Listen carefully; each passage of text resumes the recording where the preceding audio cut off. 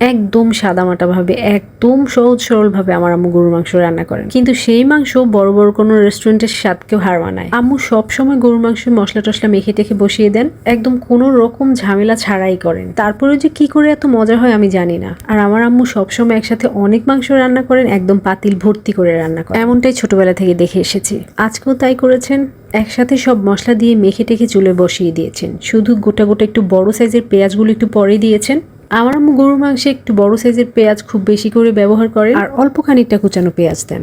এই কাজটা আমার আম্মু মুরগি রান্নার ক্ষেত্রেও করে। আমি নর্মালি গরুর মাংস কম খাই, কিন্তু আম্মু যখন রান্না করে তখন আমার আর কিচ্ছুতে ভালো লাগে না, কিচ্ছুতে মন মানে না, আমাকে খেতেই হয়, একটু বেশি করেই খেতে হয়।